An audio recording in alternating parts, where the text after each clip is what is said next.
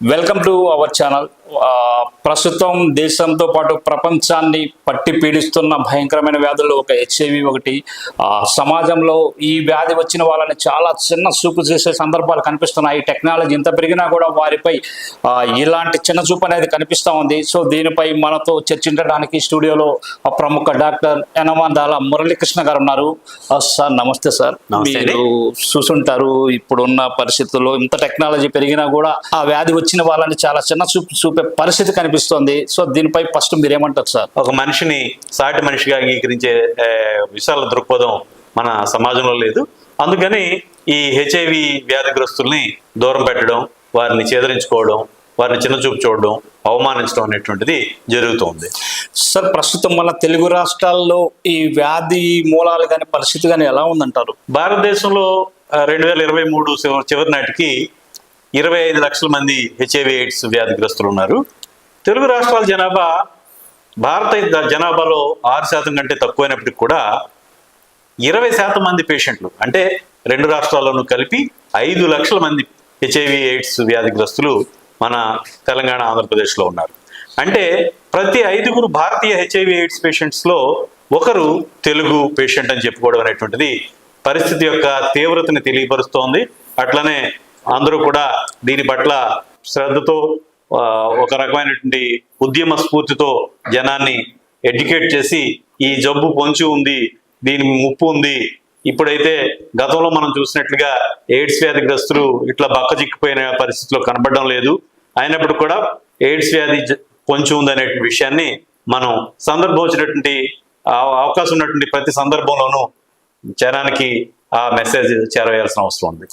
Sir ఇప్పుడు మనం చూసుకున్నట్లయితే ఇంతకన్నా పాత వ్యాధులు లైక్ క్యాన్సర్ ఇట్లాంటి వాటికి మెడిసిన్స్ పూర్తి స్థాయిలో వచ్చినప్పటికీ ఈ వ్యాధికి అనేది ఓన్లీ కంట్రోలింగ్కి మాత్రమే మెడిసిన్స్ వస్తున్నాయి తప్ప పూర్తి స్థాయిలో నిర్మూలించేదానికైతే మెడిసిన్స్ రావట్లేదు. సో దీనికి కారణం ఏమై ఉంటుందంటారు? హెచ్ఐవి దాని యొక్క ప్రత్యేక లక్షణాల రీత్యా ఇది ఆర్ఎన్ఏ వైరస్ అంటాము.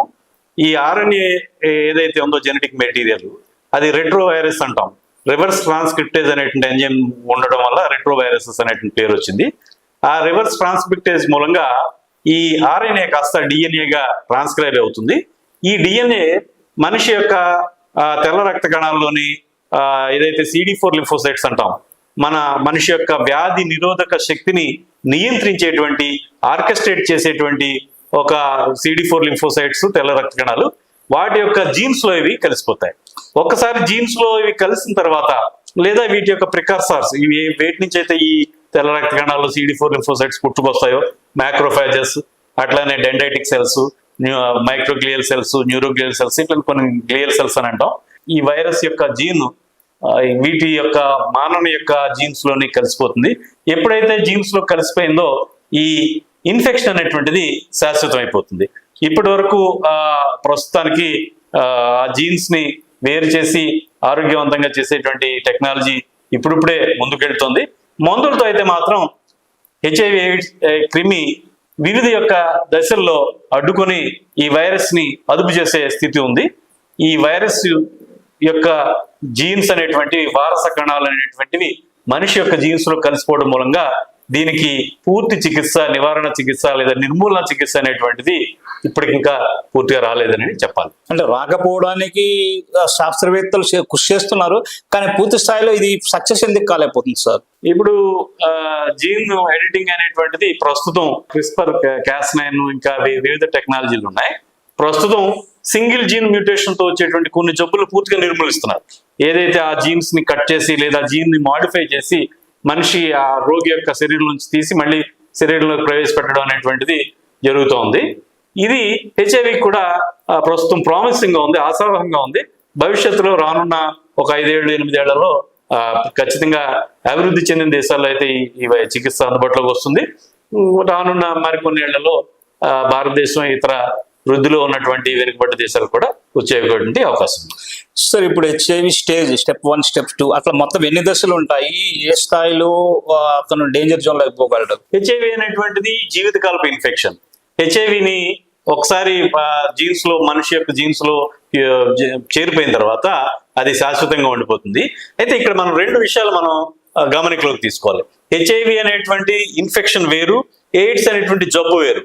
ఈ హెచ్ఐవి జబ్బు అనేటువంటిది, హెచ్ఐవి ఇన్ఫెక్షన్ అనేటువంటిది సోకిన తర్వాత చాలా సంవత్సరాల పాటు నెమ్మదిగా ఆ వ్యక్తిలో, ఆ రోగిలో వైరస్ మూలంగా ఈ CD4 లింఫోసైట్స్ తగ్గిపోతూ ఉంటాయి.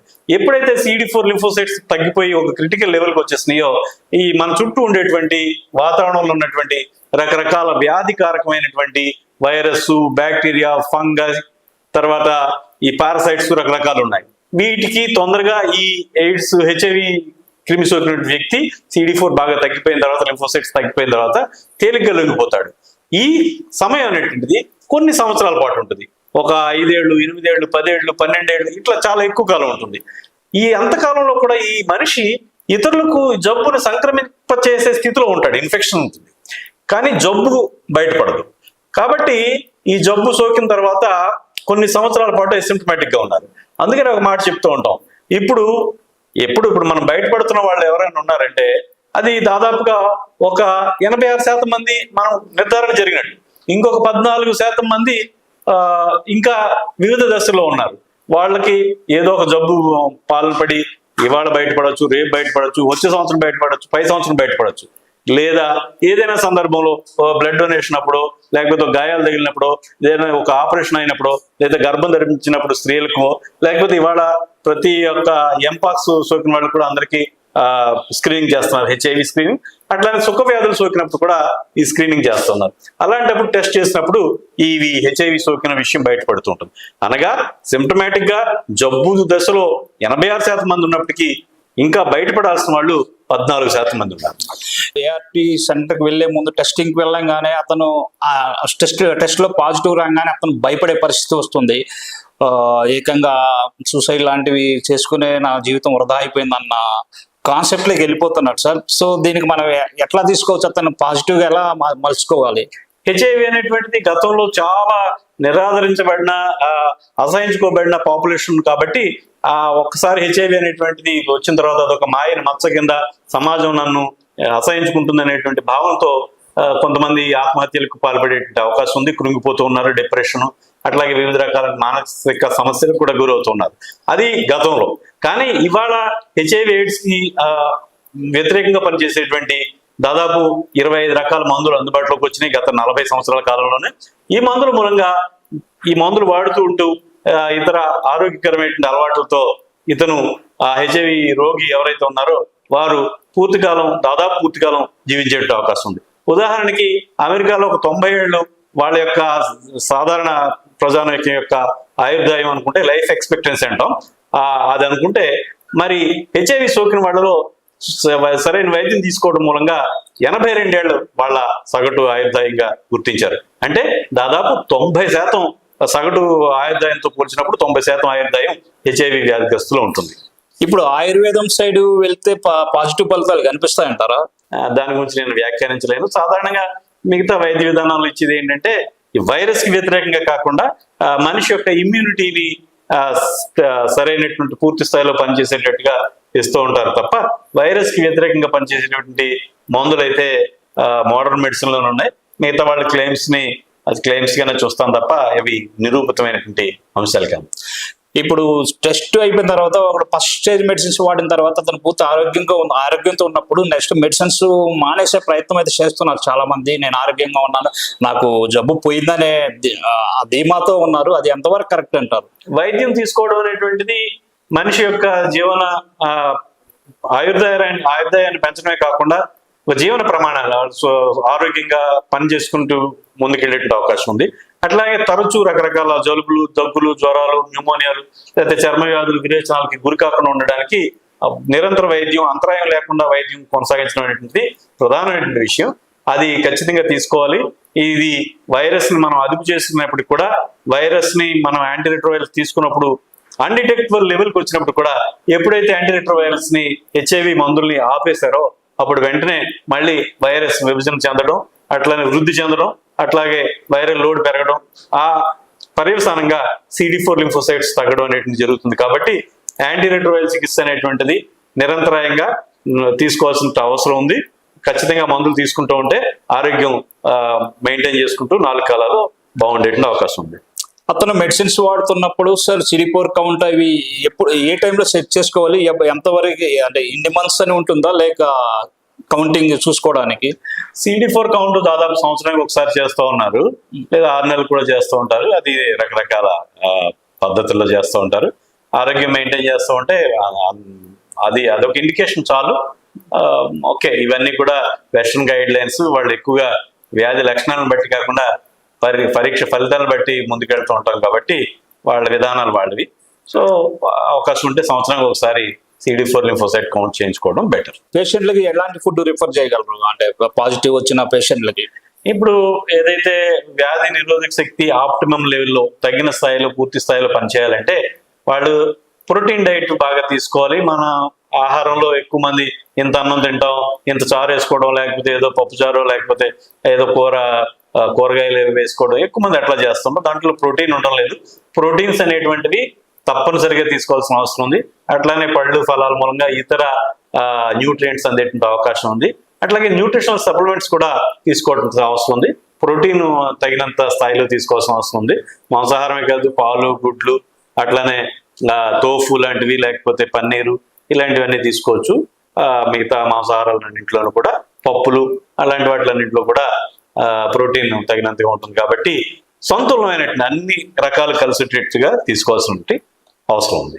సార్ ప్రభుత్వం నుంచి వాళ్ళకి ప్రోత్సాహం ఏమైనా ఉందంటారా, లేక తీసుకోవాల్సిన చర్యలు ఏమైనా ఉండాలా? ఇప్పుడు ప్రభుత్వం అన్ని జిల్లా ఆసుపత్రులు, మెడికల్ కాలేజీ హాస్పిటల్స్ లో కూడా HIV వ్యాధిగ్రస్తులకి యాంటీరిట్రోవైరల్ థెరపీ, HIV మందులు అనేటువంటి ఉచితంగా అందిస్తోంది. అదేవిధంగా తెలుగు రాష్ట్రాల్లో HIV పేషెంట్లకి అది ఒక డిజబిలిటీ కింద చూసి వారికి పెన్షన్ విధానం కూడా ఉంది. కాబట్టి వాళ్ళు రిజిస్టర్ చేసుకుని ముందుకెళ్తూ ఉన్నారు. అట్లనే బయట ప్రైవేట్ గా నాలాంటి వాళ్ళు మొదటి నుంచి కూడా 2000 సంవత్సరంలో నేను ప్రాక్టీస్ ప్రారంభించాను. 2000 సంవత్సరంలో ఉమ్మడి ఆంధ్రప్రదేశ్లో మొదటి ఎక్స్క్లూజివ్ HIV ఫిజిషియన్ గా నేను ప్రాక్టీస్ ప్రారంభించాను. దాదాపు 6000 మంది పేషెంట్లు చూశాను ఇప్పటి వరకు. నాలాంటి వాళ్ళు కూడా సరైన గైడెన్స్ ఇవ్వగలుగుతారు, సరైన వైద్యం చేయగలుగుతారు. సార్ ఇప్పుడు మీ దగ్గరికి వచ్చిన పేషెంట్లు ఎంతవరకు ఇప్పుడు సక్సెస్ రేట్లో హ్యాపీగా జీవన విధానాన్ని కొనసాగిస్తున్నారంటారు? ఇది క్యాన్సర్ తరహా జబ్బు కాదు. ఇన్ఫెక్షస్ డిసీజెస్ అనేటువంటివి, ఏదైతే సాంక్రమిక వ్యాధులు, అంటువ్యాధులు అనేటువంటివి, దానికి కారణమైనటువంటి సూక్ష్మ క్రిమిని, బ్యాక్టీరియా, వైరస్, ఫంగై ఏవైతే ఉన్నాయో, పారసైట్స్, వాటిని కనుక మనం తగిన విధంగా ట్యాకిల్ చేయగలిగితే ఖచ్చితంగా పూర్తి ఆరోగ్యం సంతరించేటువంటి అవకాశం ఉంది. ఏదైతే ఒక క్రిటికల్ లెవెల్ దాటేసి బాగా లేట్ డయాగ్నోసిస్, బాగా ఏ మెదడుకి వెళ్ళిపోయి ఇంకా వెనక్కి తీసుకెళ్ళిన పరిస్థితి కాకుండా ఒక ముందే గనక వైద్యం కనుక ప్రారంభిస్తే, తగిన వైద్యం కనుక పేషెంట్కి ఇవ్వగలిగితే, పేషెంట్ పూర్తి నార్మల్ గా తన పనిపాట్లు చేసుకుంటూ కుటుంబానికి ఆసరాగా ఉంటూ అట్లనే తన వైద్యాన్ని కూడా సంపాదించుకుంటూ ఉండేటువంటి విధానం ఉంది. సో యాంటీరిట్రోవైరల్ థెరపీ అనేటువంటి అద్భుతాలు సృష్టిస్తోంది.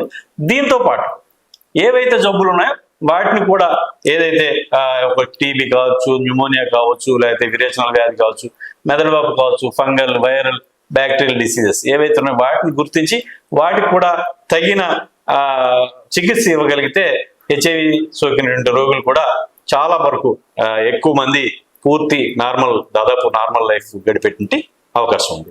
సార్ ఇప్పుడు ఈ వ్యాధి బారిన పడిన వారు ఇతర వ్యాధులకి తొందరగా అటాక్ట్ అయ్యే వ్యాధులు ఏమైనా ఉన్నాయంటారా? మన దేశంతో సహా అన్ని వెనకబడిన దేశాల్లో కూడా, అభివృద్ధి చెందిన దేశాల్లో కూడా టీబీ జబ్బు అనేటువంటిది ప్రధానమైంది. 100కి 60-70 మంది HIV సోకినటువంటి ఈ వృద్ధిలో ఉన్నటువంటి ఈ పేద దేశాల్లో ఉన్నటువంటి పేషెంట్లు ఏదో ఒక సందర్భంలో టీబీకి గురవుతూ ఉంటారు. అట్లానే మనం ఇలా జబ్బులు కనుక మనం చెప్పుకోగలిగితే, ఒకటి చర్మ వ్యాధులు, ఏదైతే చర్మం నిరంతరం వాతావరణంతో అనుసంధానమై ఉంటుంది, వివిధ రకాలైనటువంటి చర్మ వ్యాధులు వచ్చేటువంటి అవకాశం ఉంది. నిరంతరం గాలి ద్వారా, ఊపిరితిత్తు ద్వారా బ్యాక్టీరియా, వైరస్ అవి ఊపిరితిత్తులోకి వెళ్తూ ఉంటాయి. అందువల్ల బ్యాక్టీరియల్ న్యూమోనియాస్, టీబీస్ వచ్చేటువంటి అవకాశం ఉంది. ఇంకా మూడవది ఆహారం ద్వారా బ్యాక్టీరియా వెళ్ళేటువంటి అవకాశం ఉంది, లేదా వైరస్, ఫంగస్ వెళ్ళేటువంటి అవకాశం ఉంది, అది డయేరియాస్. ఇంకా అరుదుగా మెదడుకు సంబంధించిన జబ్బులు ఏవి వస్తుంటాయి, ఈ ప్యాటర్న్ లో ఉంటాయి. తొలిగా చర్మ వ్యాధులు అనేటువంటి మొట్టమొదటిగా ఉంటాయి. సార్ ఇప్పుడు మనం చూసుకున్నట్లయితే పాజిటివ్ వచ్చిన కానీ ఫ్యామిలీ నుంచి సపోర్ట్ అయితే అసలు దొరకట్లేదు.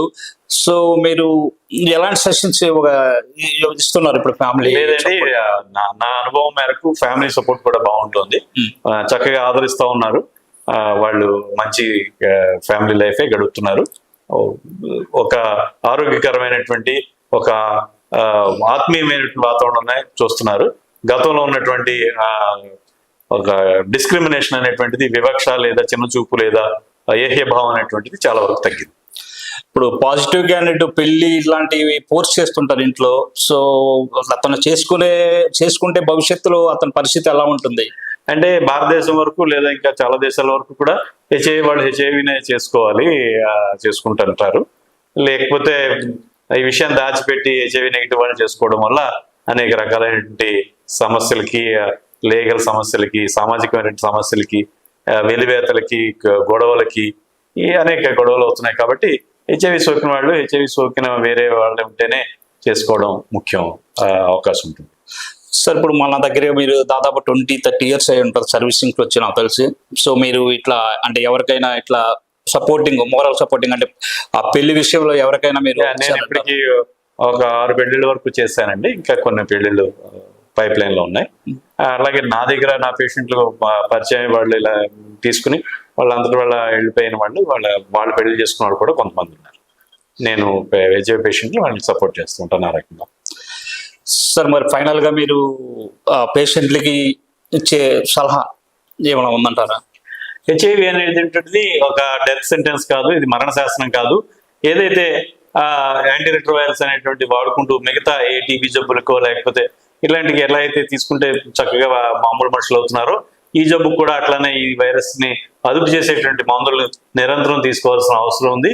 ఒక ఆహ్లాదకరమైనటువంటి ఒక ఆత్మీయమైనటువంటి వాతావరణంలో ఉండి మంచి ఆరోగ్యంతో, అట్లనే సంతులనమైన ఆహారంతో, అట్లనే తగినంత నిద్ర, అలాగే పర్సనల్ హైజీన్ మెయింటైన్ చేస్తూ 4 కాలాలు బతికేటువంటి అవకాశం. చూశారు కదండి, మన యనమదల మురళీకృష్ణ సార్ గారు పేషెంట్లు ట్రీట్ చేసే విధానం ఎలా ఉంటుందని చెప్పారు. సో మీరు ఒకవేళ పాజిటివ్ కలిగి ఉంటే మీరు ఎటువంటి ఒత్తిడికి లోను కాకుండా జీవితాన్ని ముగించకుండా సార్ దగ్గరికి వెళ్తే మోరల్ సపోర్ట్ తో పాటు మీకు ట్రీట్మెంట్ కి తగిన సలహాలు కూడా ఇస్తారు. సో సార్ అడ్రస్ వచ్చేసి కాకినాడలో ఉంటుంది. నేను నెక్స్ట్ మీకు కింద ఇస్తాను. సో ఈ వీడియో చూస్తే లైక్ చేయండి. సో నెక్స్ట్ వీడియో కోసం ఎదురు చూడండి. Thank you.